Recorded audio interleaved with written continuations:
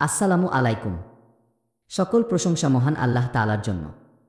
আজকে আমি আপনাদের সাথে গুরুত্বপূর্ণ একটি বইয়ের কিছু অংশ পড়ার চেষ্টা করব। বইটির নাম আর রাহিকুল মাকতুম, যার লেখক শাইখ সফিউর রহমান মুবারকপুরী রাহিমাহুল্লাহ এবং বাংলা অনুবাদক আবুল হাসানাত কাসিম, রিফাত মাহমুদ, আলামিন ফেরদৌস, মুহাম্মদ ফয়জুর রহমান। বইটির প্রথম থেকে 20তম পর্ব ইতিমধ্যে চ্যানেলে দেওয়া আছে। আপনারা চাইলে চ্যানেলের প্লেলিস্ট চেক করতে পারেন অথবা উপরের বাটনে ক্লিক করে শুনে নিতে পারেন। তবে চলুন শুরু করা যাক। ইসলামের বীর সৈনিক হামজা শাহাদাত বরণ। ওয়াহশী ইবনে হারব তার গুপ্তহতের বিবরণ দিতে গিয়ে বলেন, আমি ছিলাম জুবাইর ইবনে মুতিমের গোলাম। তার চাচা তুয়াইমা ইবনে আদি বদর যুদ্ধে নিহত হয়।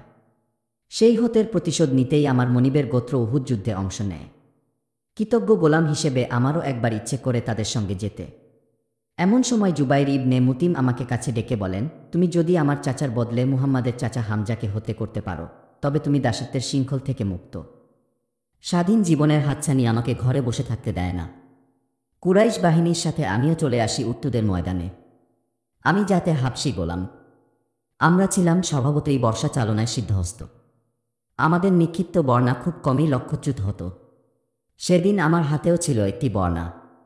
যুদ্ধ শুরু হলে আমি স্রোতের বাইরে থেকে হামজাকে খুঁজতে থাকি। সহসা ভিড়ের ভেতর আমার চোখ দুটো তাকে খুঁজে পায়। তাকে তখন রীতিমতো উন্মত্ত উটের মতো দেখাচ্ছিল। ভয়ে কেউ তার সামনে যাওয়ার সাহস করছিল না। সে সবাইকে বিনাশ করে অদম্য গতিতে সামনে এগুচ্ছিল। এক মুহূর্ত তার সামনে কেউ টিকতে পারছিল না।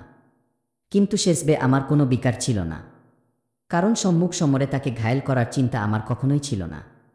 আমি ছিলাম সুযোগের সন্ধানে, কোনো একটা গাছ বা পাথরের আড়ালে। সে এক একজনকে হতে করে ধীরে ধীরে আমার নিশানার ভেতর চলে আসছিল। এমন সময় হুট করে কোত্থেকে যেন সিবা ইবনে আব্দিল উজ্জা তার দিকে ধেয়ে আসে। সে তাকে দেখামাত্রই হুঙ্কার ছেড়ে বলে, এই খতনাকারিনীর ছেলে, এদিকে আয়। এরপর সে সামনে এগুতেই তরবারির এক আঘাতে হামজা তার কল্লা উড়িয়ে দেয়। আমি এ সময়টাকে মোক্ষম সুযোগ হিসেবে নিই। তার দিকে বর্ষা তাক করে অপেক্ষা করতে থাকি। সে কাছাকাছি এলে তীব্র বেগে ছুঁড়ে মারি। সেই আঘাত এতটাই মারাত্মক ছিল যে চোখের পলকে বর্ষাটির মাথা তার পেটের এক পাশ দিয়ে ঢুকে অপর পাশ দিয়ে বেরিয়ে যায়। তবে আশ্চর্যের বিষয়, এত বড় আঘাতও তাকে দমিয়ে রাখতে পারেনি। সে খুঁড়িয়ে খুঁড়িয়ে আমার দিকে এগিয়ে আসার চেষ্টা করে, কিন্তু দেহ তাকে সঙ্গ দিতে নারাজ। সেখানেই সে হাঁটু গেড়ে বসে পড়ে।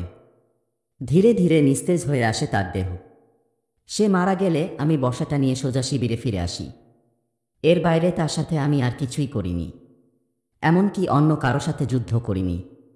অবশ্য সে প্রয়োজনও ছিল না, কারণ আমাকে বলা হয়েছিল তাকে হতে করতে পারলেই আমি স্বাধীন। তাই যুদ্ধ শেষে মক্কায় ফিরে এলে মনিব তার কথা অনুযায়ী আমাকে মুক্ত করে দেয়। যুদ্ধক্ষেত্র যখন মুসলিমদের নিয়ন্ত্রণে। হামজা ইবনে আব্দুল মুত্তালিবের মৃত্যু সংবাদ ছিল মুসলিমদের জন্য বিরাট এক ধাক্কা। তবে আল্লাহর অনুগ্রহে সে ধাক্কা তারা সামলে ওঠে এবং যুদ্ধের নিয়ন্ত্রণ নিজেদের হাতে নিতে সক্ষম হয়। আবু বকর, উমার ইবনেল খাত্তাব, আলী ইবনে আবি তালিব, জুবাইর ইবনেল আওয়াম, মুসাব ইবনে উমাইর, তালহা ইবনে উবাইদিল্লাহ, আবদুল্লাহ ইবনে জাহশ, সাদ ইবনে মুয়াজ, সাদ ইবনে উবাদা, সাদ ইবনে রবি, আনাস ইবনে নজর এবং অন্যান্য সাহাবী অসামান্য বীরত্ব ও সাহসিকতার সাথে লড়াই করে যান শেষ পর্যন্ত। তাদের এই অবিচলতা মুশরিকদের মনোবল ভেঙে দেয়। তারা হতোদ্যম হয়ে পড়ে। নির্লিপ্ত একটা ভাব জেঁকে বসে সবার চেহারায়। ফুলশয্যা থেকে সোজা জিহাদের ময়দানে।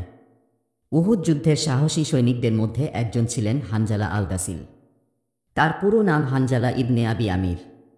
তার পিতা আবু আমির হচ্ছে সেই খ্রিস্টান পাদরি যে মুসলিমদের কাছে ফাসিক নামে পরিচিত। উহুদ যুদ্ধের দামামা যখন বেজে ওঠে, হানজালা তখন বাসরঘরের ফুলশয্যায় শায়িত।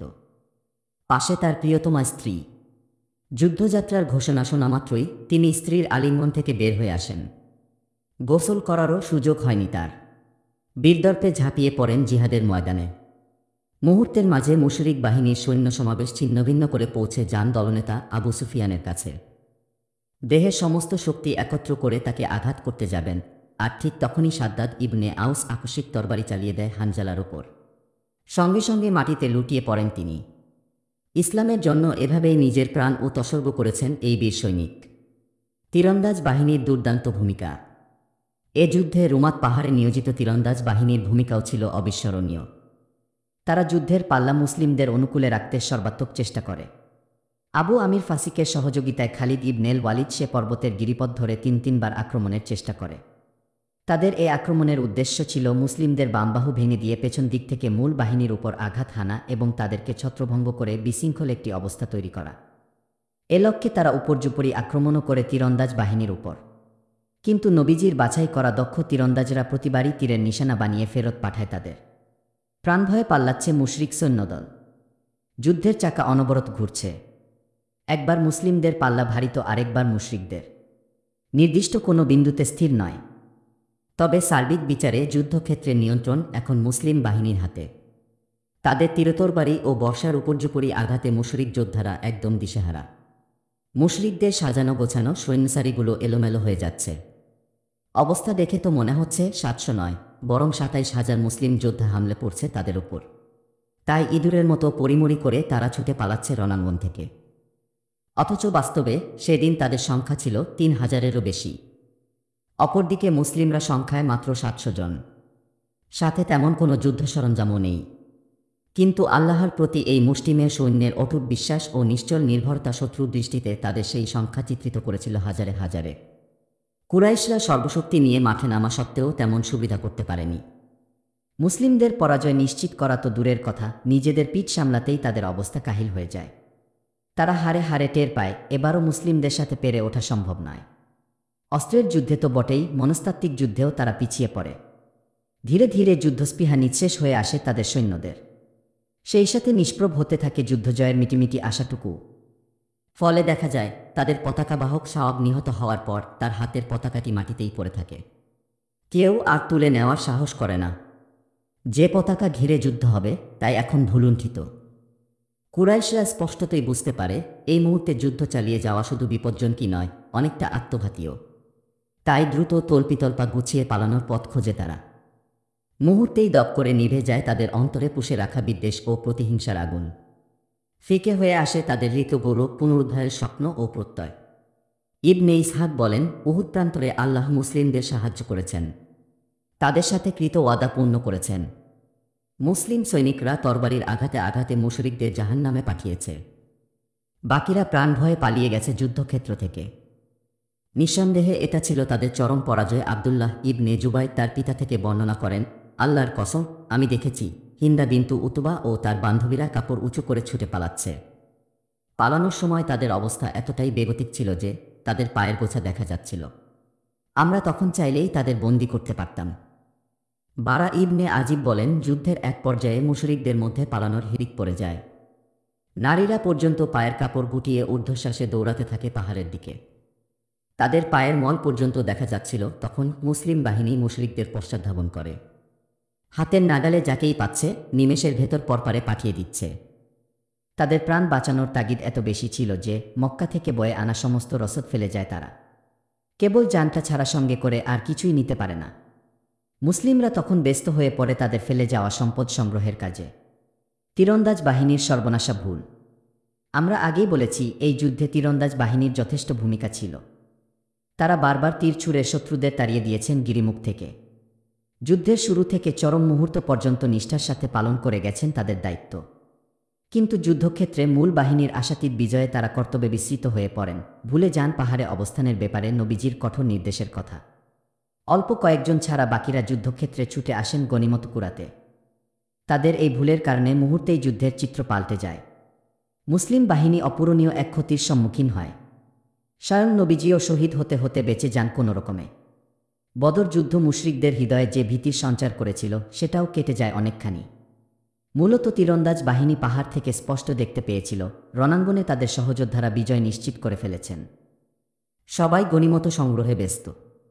এ অবস্থা দেখে তাদের কয়েকজন বলে ওঠেন, চলো আমরাও যাই, আমরা তো যুদ্ধে জিতেই গিয়েছি, তাই এখানে আর কিসের অপেক্ষা। সেনানায়ক আবদুল্লাহ ইবনে জুবাই তাদের থামানোর চেষ্টা করেন এবং বলেন, আল্লাহর রাসূলের কথা কি ভুলে গেছে তোমরা? তার সতর্কবাণীগুলো কি মনে নেই তোমাদের? কিন্তু কিছুতেই কিছু হয় না। সৈনিকদের বড় একটি অংশ তার কথা বিন্দুমাত্র আমলে নেয় না। তারা উত্তর দেয়, বিজয় নিশ্চিত জেনেও এখানে বসে থাকার কি মানে? সবাই এখন গনিমত সংগ্রহে ব্যস্ত। আমরা কেন এমনি এমনি বসে থাকব? এ কথা বলে 40 জন তীরন্দাজ পাহাড় ত্যাগ করে যুদ্ধক্ষেত্রে চলে আসেন। আবদুল্লাহ ইবনে জুবাইর মাত্র 9 জন সৈন্য নিয়ে থেকে যান পাহাড় চূড়ায়। অটল থাকেন তার দায়িত্ব পালনে। তিনি প্রতিজ্ঞা করেন, নবীজির পক্ষ থেকে ঘোষণা না আসা পর্যন্ত এখানেই তিনি অবস্থান করবেন। এতে যদি তার প্রাণ চলে যায় যাক, তবু এ জায়গা থেকে এক চুলও নড়বেন না। খালিদ ইবনেল ওয়ালিদের সুযোগ সন্ধানী দৃষ্টি। সবাই গনিমত সংগ্রহের কাজে ব্যস্ত। পাহাড়ে কি হচ্ছে সেদিকে নজর নেই কারো। জয়ের আনন্দে নির্ভর সবাই। মাত্র 10 জন সেনা অবস্থান করছেন এখন পাহাড়ে। সৈন্যবিহীন পাহাড়চূড়া দৃষ্টি এড়ায় না খালিদ ইবনেল ওয়ালিদের। সে এই সুবর্ণ সুযোগটি লুফে নেয়। অশ্বারোহী বাহিনী নিয়ে ঝড়ের বেগে ছুটে আসে তীরন্দাজ বাহিনীর দিকে। তাদের আকস্মিক হামলায় দিশেহারা হয়ে পড়েন আবদুল্লাহ ইবনে জুবাইর ও তার সহযোদ্ধারা। মুহূর্তেই নিজেদেরকে সামলে নিয়ে প্রাণপণে লড়ে যান তাদের বিরুদ্ধে। কিন্তু বিশাল বাহিনীর বিরুদ্ধে 10 জন সৈন্য আর কী বা করতে পারে। একে একে তারা সবাই শহীদ হয়ে যান। পাহাড়চূড়া দখলে নিয়ে খালিদ সন্তর্পণে নেমে আসে যুদ্ধক্ষেত্রে। পেছন থেকে অতর্কিতে আক্রমণ করে বসে মুসলিম বাহিনীর ওপর। খালিদের সহযোদ্ধারা চিৎকার করে তাদের উপস্থিতি জানান দেয়। মুহূর্তেই সে আওয়াজ বাতাসের গতিতে পৌঁছে যায় পরাজিত মুশরিকদের কানে। সবাই তখন নতুন উদ্যমে ফিরে আসে যুদ্ধের ময়দানে। মুসলিমরা কিছু বোঝার আগেই তাদের উপর মুহুর্মুহু আক্রমণ শুরু হয়ে যায় চতুর্দিক থেকে। এরই মধ্যে আমরা বিন্তু আলকামা নামের এক কুরাইশ নারী মাটিতে পড়ে থাকা পতাকাটি তুলে ধরে। অমনি পতাকাকে কেন্দ্র করে জমা হতে শুরু করে বিক্ষিপ্ত মুশরিক যোদ্ধারা। পলায়নরত সৈন্যরাও এসে যোগ দেয় তাদের সাথে। চতুর্দিক থেকে ঘিরে ফেলে অপ্রস্তুত মুসলিমদেরকে। মুসলিমরা পরে যায় মহাবিপাকে। শত্রু সেনাদের মাঝে নবীজির অসীম সাহসিকতা। নবীজি সাল্লাল্লাহু আলাইহি ওয়াসাল্লাম তখন 9 সদস্যের ক্ষুদ্র একটি দল নিয়ে মুসলিম বাহিনীর পেছনে অবস্থান করছিলেন। তার দৃষ্টি ছিল পলায়নরত মুশরিক বাহিনী এবং তাদের পশ্চাদ্ধাবনকারী মুসলিম সেনাদের দিকে। ঠিক এমন সময় খালিদ ইবনেল ওয়ালিদের নেতৃত্বে অশ্বারোহীদের আক্রমণে উল্টে যায় পাশারদান। নবীজির সামনে এখন দুটি পথ খোলা। হয় শত্রু পরিবেষ্টিত সৈন্যদেরকে ভাগ্যের হাতে ছেড়ে দিয়ে তিনি তার সঙ্গীদের নিয়ে দ্রুত নিরাপদ স্থানে সরে পড়বেন, আর নয়তো নিজের সমূহ বিপদ জেনেও সহযোদ্ধাদের ডেকে জড়ো করবেন, তাদের নিয়ে নতুন করে প্রতিরক্ষা বাহিনী গঠন করবেন এবং অবরুদ্ধ সৈন্যদের মুক্ত করে উহুদ পাহাড়ে পৌঁছানোর ব্যবস্থা করবেন। এই চরম সংকটের মধ্যেও নবীজি অসীম সাহসিকতার পরিচয় দেন। তৎক্ষণাৎ করণীয় স্থির করে ফেলেন। উদাত্ত কণ্ঠে মুসলিম যোদ্ধাদের আহ্বান করেন, হে আল্লাহর বান্দারা, আমার কাছে চলে আসো। নতুন করে আবার প্রতিরোধ গড়ে তোলো। তিনি জানতেন তার এই আহ্বান মুসলিমদের আগে মুশরিকদের কানে যাবে এবং মুহূর্তেই তিনি পরিণত হবেন শত্রুদের নিশানায়। হলেও ঠিক তাই। মুশরিকরা তার আওয়াজ অনুসরণ করে উন্মত্ত হাতির মতো ছুটে আসে এবং নবীজিকে নিয়ে আসে তাদের নিশানার ভেতর। খালিদের আক্রমণে ছত্রভঙ্গ মুসলিম বাহিনী। খালিদ ইবনেল ওয়ালিদের অতর্কিত আক্রমণে মুসলিম বাহিনীর একাংশ রীতিমতো দিকশূন্য হয়ে পড়ে। যানটা হাতে নিয়ে কোনো রকমে যুদ্ধক্ষেত্রে থেকে পালিয়ে বাঁচে। তারা এমন ঊর্ধ্বশ্বাসে ছুটতে থাকে যে পেছনে কী ঘটছে বা ঘটতে যাচ্ছে সেদিকে দৃষ্টি ফেরানোরও অবসর পায় না। এদের অনেকে একছুটে চলে আসে মদিনায়, আর একাংশ আশ্রয় নিয়ে পাহাড় চূড়ায়। যুদ্ধক্ষেত্রে থেকে যায় কেবল এখানে ওখানে ছড়িয়ে ছিটিয়ে থাকা এবং শত্রু পরিবেষ্টিত মুষ্টিমেয় কিছু যোদ্ধা। কিন্তু নবীজির আহ্বানে ঘুরে দাঁড়াতে গিয়ে তাদের অনেকেই মুশরিকদের সাথে মিশে একাকার হয়ে যায়। পরিস্থিতির চাপে মুসলিমরা নিজেদেরকেও চিনতে পারে না। এতে খুবই ভয়াবহ এক পরিস্থিতির সৃষ্টি হয়। মিত্রকে শত্রু মনে করে নিজেদের হাতেই নিজেরা নিহত হতে থাকে। আবার শত্রুকে মিত্র মনে করায় তরবারির অগ্রভাগ থেকে তারা রেহাই পেয়ে যায় অনায়াসে। আয়েশা রাজিয়াল্লাহু আনহা বর্ণনা করেন, উহুদ যুদ্ধে মুশরিকরা চরমভাবে পরাস্ত হয়।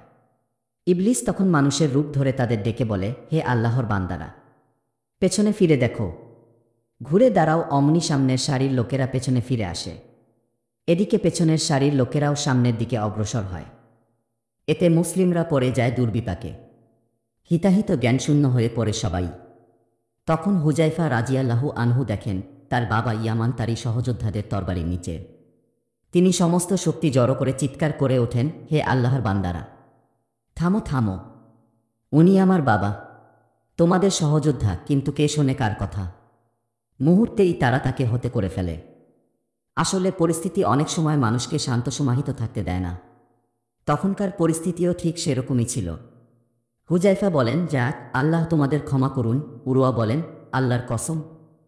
হুজাইফা আমৃত্যু কলেনের মধ্যেই ছিলেন। মোটো কথা, মুসলিম বাহিনীর মধ্যে তখন চরম বিশৃঙ্খলা দেখা দেয়। অনেকেই ভেবে পাচ্ছিলেন না কি করবেন, কোনো দিকে যাবেন? এরই মধ্যে দূর থেকে ভেসে আসে মুহাম্মদ নিহত হয়েছে। মুসলিমদের মধ্যে যেটুকু হুশেজ্ঞান বাকি ছিল এ সংবাদে তাও উবে যায়। মনোবল ও দৈহিক শক্তি হারিয়ে তারা নিথর হয়ে পড়েন। হাতের অস্ত্র ছুঁড়ে ফেলে কিংকর্তব্যে বিমূঢ় হয়ে বসে থাকেন অনেকে। উঠে দাঁড়াবার শক্তিটুকুও যেন হারিয়ে ফেলেছেন তারা। কেউ কেউ তো মুনাফিকদের সর্দার আবদুল্লাহ ইবনে উবাইয়ের মধ্যস্থতায় আবু সুফিয়ানের কাছে নিরাপত্তা চাওয়ার কথাও ভাবেন। এমন সময় আনাস ইবনের নজর তাদের পাশ দিয়ে যাচ্ছিলেন। তিনি অবাক হয়ে লক্ষ্য করেন তারা সবাই হাত পা ছেড়ে নির্বিকার বসে আছেন। তিনি জিজ্ঞেস করেন, তোমরা কিসের অপেক্ষায় বসে আছো? তারা উত্তর দেয়, নবীজি নিহত হয়েছেন, এখন আর যুদ্ধ করে কি হবে? তিনি বলেন, নবীজির মৃত্যুর পর বেঁচে থেকে আর কি করবে? ওঠো, রুখে দাঁড়াও। নবীজি যে কাজে প্রাণ দিয়েছেন তোমরাও তাতে উৎসর্গ করো তোমাদের প্রাণ। তবেই না তোমরা তার যোগ্য অনুসারী। এ কথা বলে তিনি সামনে অগ্রসর হন এবং স্বগতোক্তির মতো করে বলতে থাকেন, হে আল্লাহ, আমি এই নির্বিকার মুসলিমদের থেকে তোমার কাছে আশ্রয় চাইছি। সেই সাথে দায়মুক্তি ঘোষণা করছি মুশরিকদের কর্মকাণ্ড থেকেও। কিছু দূর অগ্রসর হলে সাদ ইবনে মুআজের সাথে তার দেখা হয়। সাদ তাকে জিজ্ঞেস করেন, আবু উমার, কোথায় যাচ্ছ? তিনি উত্তর দেন, সাদ, আমি উহুদের ওপার থেকে জান্নাতের সুঘ্রাণ পাচ্ছি, সেখানেই যাচ্ছি। এটুকু বলেই তিনি মুশরিক বাহিনীর ওপর ঝাঁপিয়ে পড়েন এবং যুদ্ধ করতে করতে একসময় হলে পড়েন মৃত্যুর কোলে। যুদ্ধ শেষে কেউ তাকে চিনতে পারছিল না। আর চিনবেই বা কীভাবে? তার ছোট্ট একটি শরীরে তীরতরবারি ও বর্ষা মিলিয়ে ৮০টিরও বেশি আঘাত করা হয়েছিল। অবশেষে তার আঙুলের অগ্রভাগ দেখে তার বোন তাকে শনাক্ত করেন। সাবিত ইবনে দাহদা নামের এক সাহাবীও একইভাবে তার গোত্রের লোকদের হুঁশ ফিরিয়ে আনার চেষ্টা করেন। তিনি তাদেরকে ডেকে বলেন, ও আমার আনসার ভাইয়েরা, আল্লাহর রাসূল নিহত হলেই বা সমস্যা কোথায়? আল্লাহ তো আছেন, তিনি চিরঞ্জীব, তার তো আর মৃত্যু নেই। তাই তোমরা তোমাদের দিন প্রতিষ্ঠার সংগ্রাম চালিয়ে যাও। আল্লাহ অবশ্যই তোমাদের সাহায্য করবেন, সাফল্য এনে দেবেন। তার কথায় উদ্দীপ্ত হয়ে সঙ্গে সঙ্গে আনসারদের বেশ কয়েকজন উঠে দাঁড়ায়। আল্লাহর নাম নিয়ে ঝাঁপিয়ে পড়ে খালিদের অশ্বারোহী বাহিনীর ওপর। বেঁধে যায় তুমুল লড়াই। একসময় খালিদের বর্ষার আঘাতে তিনি নিহত হন। তারপর এক এক করে বাকি সঙ্গীরাও চুমুক দেয় শাহাদাতের পেয়ালায়। এক মুহাজির সাহাবী রক্তাক্ত এক আনসার সাহাবীর পাশ দিয়ে অতিক্রম করার সময় জিজ্ঞেস করেন, ও আল্লাহর বান্দা, নবীজি কি সত্যিই নিহত হয়েছেন? উত্তরে আনসার সাহাবী বলেন, তিনি নিহত হলেই বা কি? তিনি তো তোমাদের কাছে আল্লাহর দিন পৌঁছে দিয়েছেন। এখন এই দিন রক্ষা করার দায়িত্ব তোমাদের। তাই তোমরা তোমাদের দিন রক্ষায় যুদ্ধ করো। সহযোদ্ধাদের এমন উদ্দীপনামূলক ও সাহসজাগানিয়া বক্তব্যে মুসলিম সৈনিকদের চৈতন্য ফিরে আসে। তাদের মনোবল বহুগুণ বৃদ্ধি পায়। সেই সাথে দূর হয়ে যায় তাদের আত্মসমর্পণের চিন্তা। কেটে যায় মুনাফিক সর্দার আবদুল্লাহ ইবনে উবাইয়ের মধ্যস্থতায় নিরাপত্তা লাভের ভাবনাও। তারা পুনরায় অস্ত্র ধারণ করে। মুশরিকদের বেষ্টনী ভাঙার অভিপ্রায় শক্ত হাতে সবাই হামলা করে। আপাতত তাদের লক্ষ্য হচ্ছে শত্রুর বেষ্টনী ভেঙে মুসলিম বাহিনীর নেতৃত্বকে দ্রে পৌঁছার পথ তৈরি করা। এরই মধ্যে তারা জানতে পারে নবীজি নিহত হননি। তার মৃত্যুর খবর ছিল শত্রুর ছড়ানো গুজব। এই সংবাদে মুসলিম সৈনিকদের শক্তি দ্বিগুণ বৃদ্ধি পায়। সবার মধ্যে নতুন উদ্যম ও অদম্য মনোবল ফিরে আসে। খানিক বাদেই তারা শত্রুগ্রহ ভেদ করে মূল কেন্দ্রে একত্র হয়। মুসলিম বাহিনীর আরেকটি দল ছিল নবীজির নিরাপত্তা নিয়ে উদ্বিগ্ন। যুদ্ধ নতুন দিকে মোড় নেওয়ার সঙ্গে সঙ্গে তারা তার কাছে চলে আসেন। তাকে ঘিরে তৈরি করেন শক্ত এক নিরাপত্তা বলয়।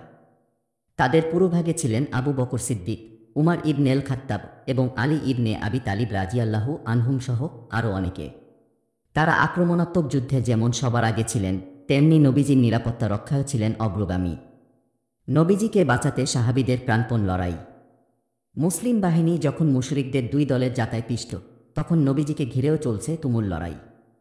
এরই মধ্যে তিনি মুসলিম সৈনিকদের ঐক্যবদ্ধ করার লক্ষ্যে উদাত্ত কণ্ঠে আহ্বান করেন, এসো আমার দিকে, আমি আল্লাহর রাসূল। কিন্তু ভাগ্যের কি নির্মম পরিহাস! মুসলিমদের আগেই তার এ ঘোষণা পৌঁছে যায় মুশরিকদের কানে। তারা সে আওয়াজের উৎস সন্ধান করে নবীজির অবস্থানও শনাক্ত করে ফেলে মুহূর্তেই। এরপর তাকে নিশানা করে শুরু হয় তাদের মুহুর্মুহু আক্রমণ। নবীজির পাশে থাকা ৯ জন সাহাবী তখন বাধার প্রাচীর হয়ে দাঁড়ান তার চারপাশে। মুশরিকদের সাথে প্রাণপণে লড়াই চালিয়ে যান তারা। নবীজির প্রতি ভালোবাসা, আত্মোৎসর্গের প্রেরণা এবং অমিত তেজের বীরত্ব অত্যুজ্জ্বল হয়ে ওঠে তাদের তরবারির ছন্দে। আনাস রাজিয়াল্লাহু আনহু বর্ণনা করেন, উহুদ যুদ্ধে নবীজি সাল্লাল্লাহু আলাইহি ওয়াসাল্লাম এক পর্যায়ে ৯ জন সাহাবী নিয়ে মূল বাহিনী থেকে বিচ্ছিন্ন হয়ে পড়েন। তাদের 7 জন ছিলেন আনসার এবং 2 জন ছিলেন মুহাজির। আক্রমণকারীরা তার একেবারে নিকটে পৌঁছে গেলে তিনি বলেন, তোমাদের কেউ শত্রুদের প্রতিরোধ করতে পারলে তার জন্য জান্নাত অবধারিত। অথবা তিনি বলেন, সে জান্নাতে আমার সঙ্গী হবে। তার ঘোষণা শেষ হতে না হতেই এক আনসার সাহাবী এগিয়ে আসেন, প্রাণপণে শত্রুদের প্রতিরোধ করার চেষ্টা করেন। এতে তাদের গতি কমে আসে ঠিকই, তবে তিনি মৃত্যুর কোলে ঢলে পড়েন। শত্রুরা তখন আগের চেয়েও বেশি আক্রোশ নিয়ে সামনে অগ্রসর হয়। নবীজি আবারও আগের মতো পুরস্কার ঘোষণা করেন। এবারও এক সাহাবী প্রতিরোধ যুদ্ধে ঝাঁপিয়ে পড়েন এবং শাহাদাত বরণ করেন। এভাবে একে একে 7 জন আনসারী শহীদ হয়ে যান। এ দৃশ্য দেখে নবীজি অবশিষ্ট 2 মুহাজির সাহাবীকে লক্ষ্য করে বলেন, আমরা আমাদের সঙ্গীদের সাথে ইনসাফ করিনি। এই 7 জন সাহাবীর মধ্যে সবার শেষে শহীদ হন উমারা ইবনে ইয়াজিদ ইবনি শাকান রাজিয়াল্লাহু আনহু। তিনি প্রাণের মায়া ত্যাগ করে দেহের সমস্ত শক্তি দিয়ে শত্রুদের প্রতিরোধ করতে থাকেন। এক পর্যায়ে তার ক্ষতবিক্ষত দেহটি মাটিতে লুটিয়ে পড়ে। শত্রুর আঘাতে মারাত্মক আহত নবীজি ইবনে শাকান মাটিতে লুটিয়ে পড়ার পর নবীজি সাল্লাল্লাহু আলাইহি ওয়াসাল্লামের পাশে উপস্থিত ছিলেন মাত্র 2 জন মুহাজির সাহাবী। আবু উসমান থেকে বর্ণিত, যুদ্ধের চরমতম সময়ে বেশ কয়েকবার এমন হয়েছে যে নবীজির সাথে তালহা ইবনে উবাইদিল্লাহ ও সাদ ইবনে আবি ওয়াক্কাস ছাড়া আর কেউই ছিলেন না। বলার অপেক্ষা রাখে না, এটাই ছিল নবী জীবনের সবচেয়ে সংকটাপন্ন সময়, সেই সাথে মুশরিকদের সুবর্ণ সুযোগও। তারাও সুযোগের সদ্ব্যবহার করতে ত্রুটি করে না, একাধিকবার তার উপর আক্রমণ করে। ভূপৃষ্ঠ থেকে মুছে দিতে চেষ্টা করে তার নাম নিশানা, তারই অংশ হিসেবে উতবা ইবনে আবি ওয়াক্কাস নবীজিকে লক্ষ্য করে পাথর ছুঁড়ে মারে। পাথরের আঘাতে প্রিয় নবীজি মাটিতে লুটিয়ে পড়েন। নিচের মাড়ির ডান দিকের রুবাই দাঁতটি ভেঙে যায়, কেটে যায় তার নিচের ঠোঁট, রক্তে রঞ্জিত হয়ে ওঠে তার মুখগহ্বর। এ সুযোগটি কাজে লাগায় অন্যান্য মুশরিক সৈন্যরাও। আবদুল্লাহ ইবনে শিহাব জুহরি এগিয়ে এসে নবীজির কপাল বরাবর আঘাত করে। আরেক নরাধম আবদুল্লাহ ইবনে কামিয়া তরবারি চালায় তার কাঁধ বরাবর।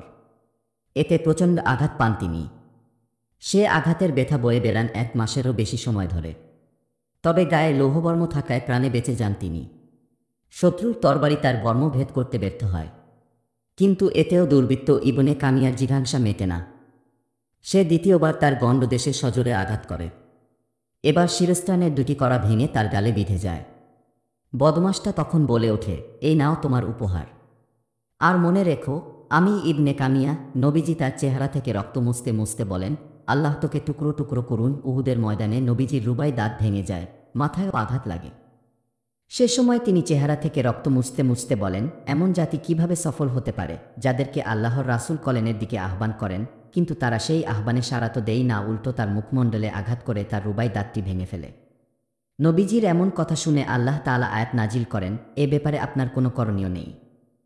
হয় আল্লাহ তাদের ক্ষমা করবেন কিংবা তাদেরকে আযাব দেবেন, কারণ তারা জালিম। তাবারানীর বর্ণনায় এসেছে, তিনি সেদিন বলেছিলেন, ওই জাতির ওপর আল্লাহর আযাব নেমে আসুক যারা তাদের নবীর মুখমণ্ডল রক্তাক্ত করেছে। কিছুক্ষণ পর তিনি আবার বলেন, হে আল্লাহ, আমার কওমকে ক্ষমা করুন, তারা বড্ড অবুঝ।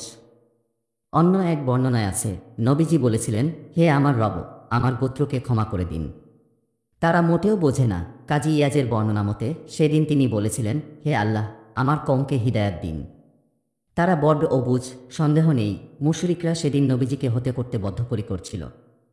তবে 2 মুহাজির সাহাবী সাদ ইবনে আবি ওয়াক্কাস ও তালহা ইবনে উবাইদিল্লাহ তাদের অতুলনীয় আত্মত্যাগ, অসাধারণ বীরত্ব ও অসীম সাহসিকতার দ্বারা শত্রুদের সে চেষ্টা ব্যর্থ করে দেন। তারা দুজনই ছিলেন আরবের সুদক্ষ তীরন্দাজ।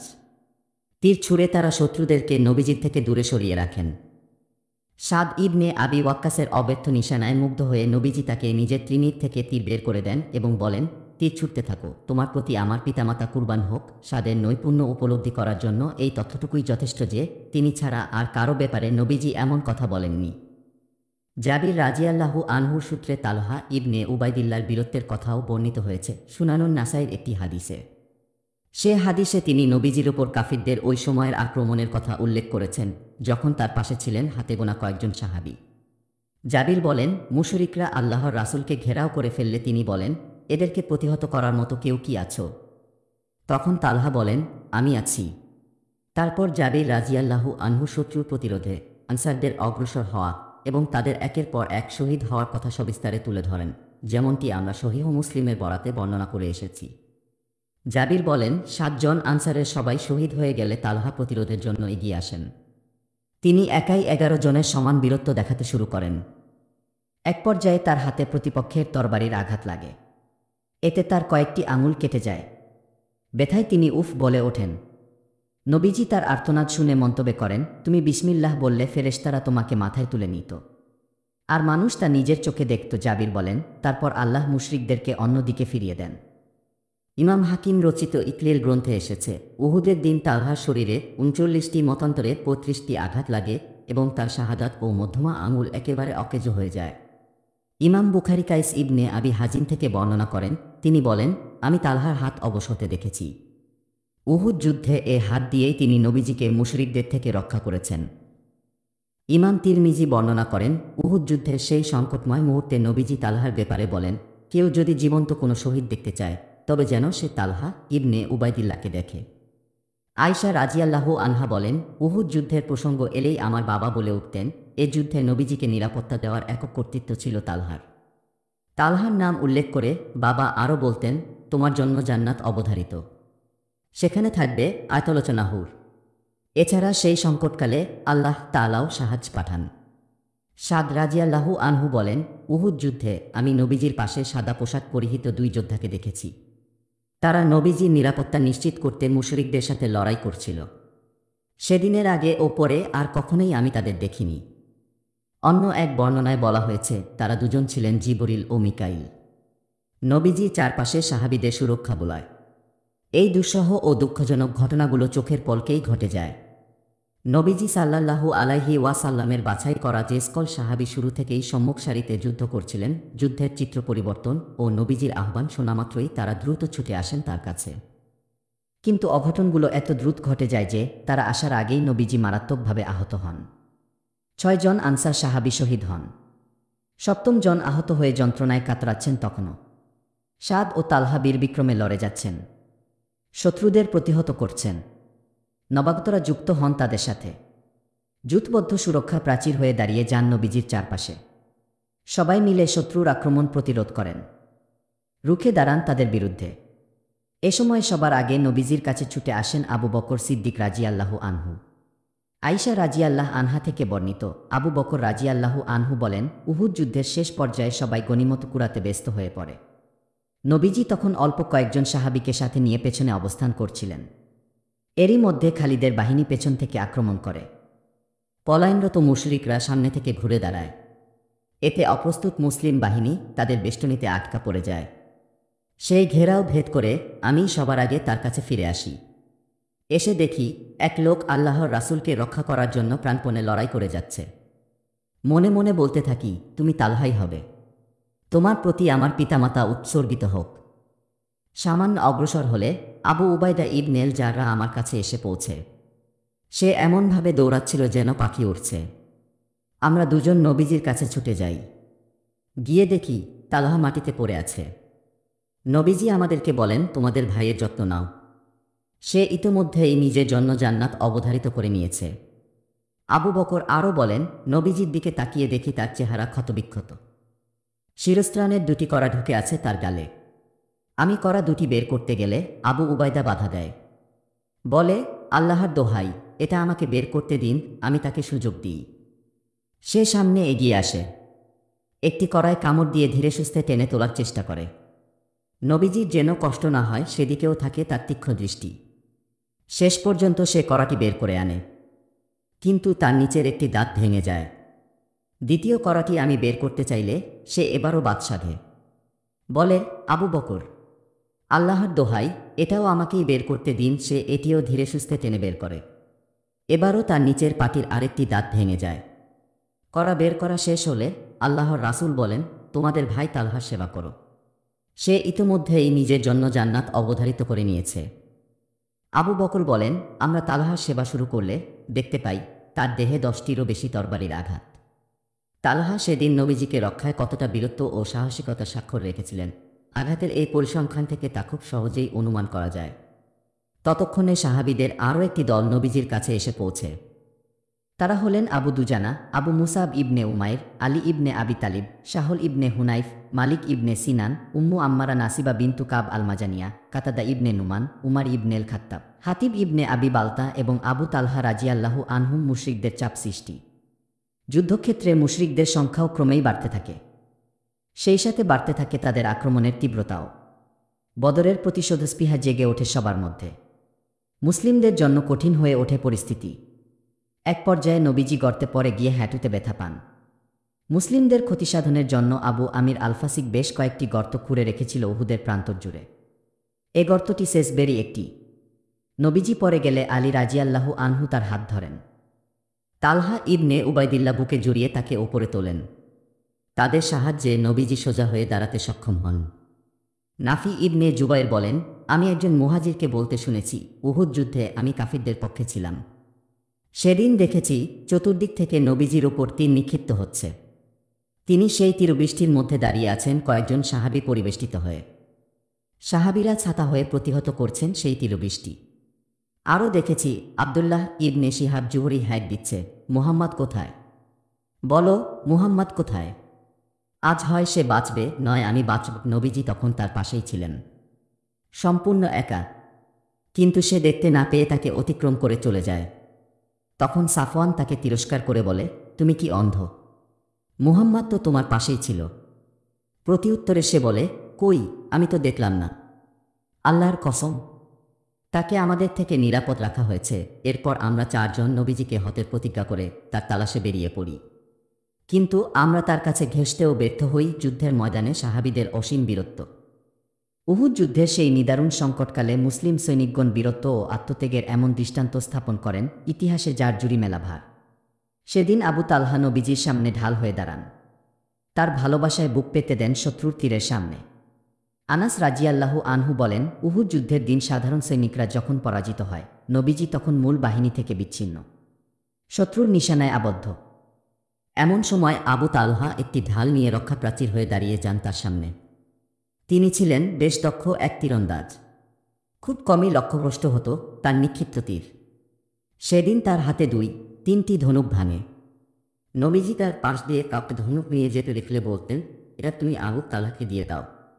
বর্ণনাকারী বলেন, নবীজি মাঝে মধ্যে তীরবৃষ্টির ভেতর থেকে উকি দিয়ে যুদ্ধের পরিস্থিতি বোঝার চেষ্টা করতেন। আবু তালহা তখন বলতেন, আপনার প্রতি আমার পিতামাতা কুরবান হোক, দয়া করে এভাবে উকি দেবেন না, শত্রুর তীর এসে আপনাকে আহত করতে পারে। আমার এ বুক আপনার সুরক্ষায় সদা প্রস্তুত।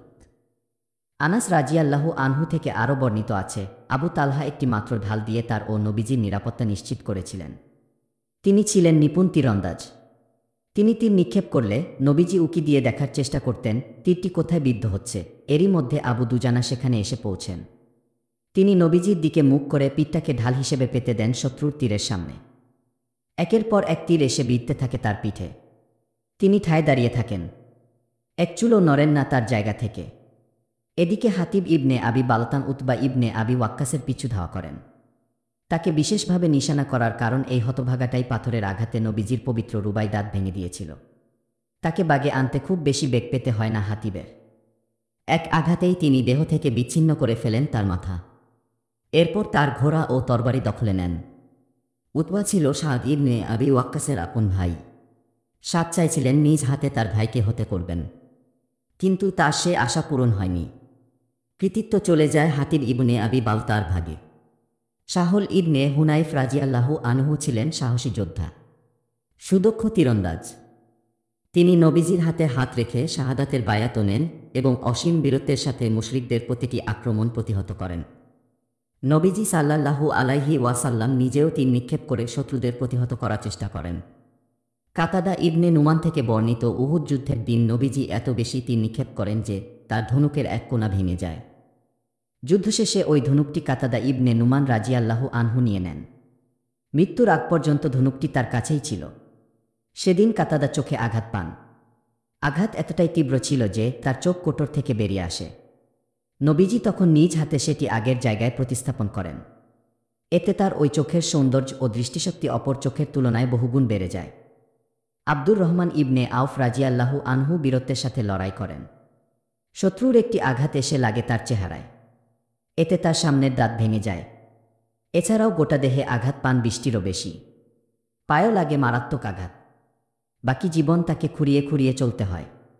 নবীজি চেহারায় আঘাতপ্রাপ্ত হলে আবু সাইদ খুদরির পিতা মালিক ইবনে সিনান ক্ষতস্থানের রক্ত চুষে পরিষ্কার করেন।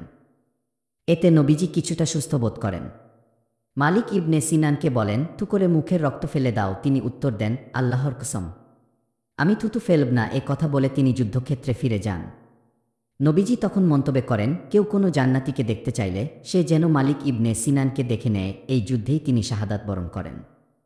উহুদের যুদ্ধে নারী সাহাবীদের ভূমিকাও ছিল অবিস্মরণীয়।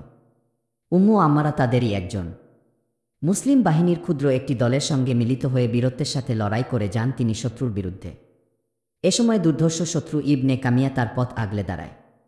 সহসা তরবারি উঁচিয়ে সজোরে আঘাত হানে তার কাঁধ বরাবর। এতে তিনি মারাত্মকভাবে আহত হন। তবে আঘাতের টাল সামলে রুখে দাঁড়াতে সময় লাগে না তার। তিনি তরবারি দিয়ে উপর্যুপরি প্রতিঘাত করেন ইবনে কামিয়ার ওপর। কিন্তু তার গায়ে একাধিক লোহবর্ম থাকায় সে যাত্রায় বেঁচে যায়। সেদিন উম্মু আম্মারার দেহে কম করে হলেও 12টি আঘাত লেগেছিল। নুসাব ইবনে উমাইর সেদিন বীরত্ব ও সাহসিকতার নতুন দৃষ্টান্ত স্থাপন করেন। নবীজির উপর ইবনে কামিয়া ও অন্যদের আক্রমণ প্রতিহত করেন তিনি। মুসলিম বাহিনীর পতাকাও সেদিন তারই হাতে ছিল। শত্রুরা তার ডান হাতে এমন আঘাত করে যে মুহূর্তেই হাতটি দেহ থেকে আলাদা হয়ে যায়। সঙ্গে সঙ্গে তিনি বা হাতে পতাকাটি উঁচু করে ধরেন, কিন্তু নরাধমগুলো তার বা হাতটিও কেটে দেয়। তখনও তিনি পতাকাটি আগলে রাখেন থুতনি ও বুকের সাহায্যে। শেষ নিঃশ্বাস পর্যন্ত এভাবেই তিনি পতাকার মান রক্ষা করেন বুকে আগলে রেখে। ইবনে কামিয়া তাকে হতে করে। নবীজির সাথে মুসাব ইবনে উমাইরের চেহারার কিছুটা মিল থাকায় ইবনে কামিয়া ধারণা করে সে নবীজিকেই হতে করেছে। তাই সে জয়ধ্বনি করতে করতে তার বাহিনীর কাছে ফিরে যায়, হুবলের জয় হোক, মুহাম্মদ আমার হাতে নিহত হয়েছে। সুপ্রিয় শ্রোতা মণ্ডলী, 21তম পর্বের ভিডিও আজকের মতো এখানেই শেষ করছি। 22তম পর্বটি শুনতে আমাদের চ্যানেল ভিজিট করুন। ধন্যবাদ আমাদের পাশে থাকার জন্য।